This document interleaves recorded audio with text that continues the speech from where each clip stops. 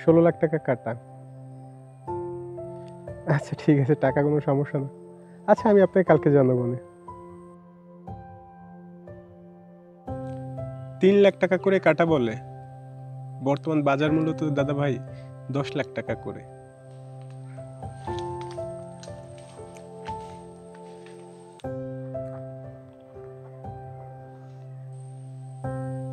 আসসালামু আলাইকুম দাদা ভাই।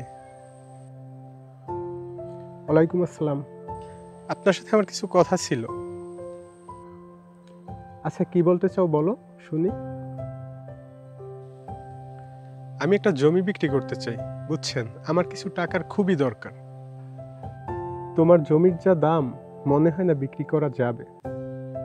তারপরও দেখি কি করা সম্ভব। আচ্ছা ঠিক আছে, আমি 3-4 দিন পর আপনাকে কল করব। আসসালামু আলাইকুম, তাহলে আসি।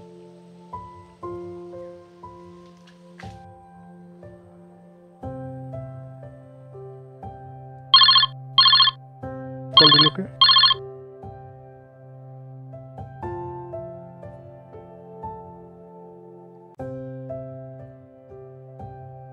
ওয়ালাইকুম আসসালাম। জি আলহামদুলিল্লাহ ভালো আছি, আপনি ভালো আছেন? হ্যাঁ একটা জমি আছে, জমিটার দাম অনেক বেশি পড়বে, 16 লাখ টাকা কাটা। আচ্ছা ঠিক আছে, টাকা কোনো সমস্যা না। আচ্ছা আমি আপনাকে কালকে জানাবো নে।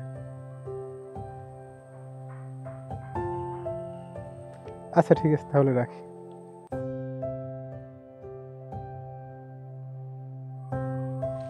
তাহলে ওর একটা কল করি, কল করে দেখি ও কি বলে।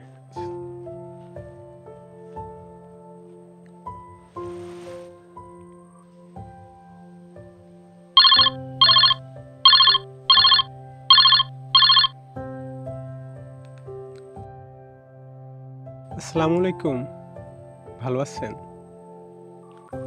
ওয়ালাইকুম আসসালাম। আলহামদুলিল্লাহ ভালো আছি, তুমি ভালো আছো? ওই যে তুমি জমি বিক্রির কথা বললে না?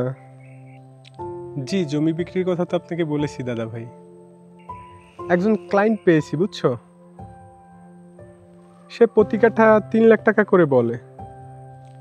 3 লাখ টাকা করে কাটা বলে, বর্তমান বাজার মূল্য তো দাদা ভাই 10 লাখ টাকা করে। 3 লাখ টাকা করে কি কেউ বিক্রি করতে চায় 10 লাখ টাকার জমি? এখন বাজার মূল্য 10 লাখ না 12 লাখ থাকুক, সেটা তো আমার দেখার বিষয় না। তুমি বিক্রির কথা বলেছো, আমি তোমাকে একটা ক্লায়েন্ট দিয়েছি। তুমি বিক্রি করলে করবে, না করলে না করবে, সেটা তোমার ইচ্ছে। না দাদা ভাই, ওই কয় টাকায় জমি বিক্রি করব না। টাকার সমস্যা আছে ঠিক আছে, কিন্তু এর জন্য নিলামে তো জমি দিয়ে দেওয়া যায় না। আচ্ছা তাহলে ভালো থাকো, রাখি। আচ্ছা ঠিক আছে দাদা ভাই।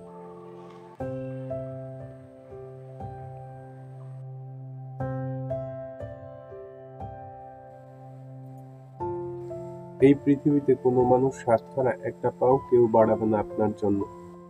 সবাই নিজের স্বার্থ আগে দেখবে, তারপর আপনার কথা ভাববে। কথাটা সবসময় মাথায় রাখতে হবে।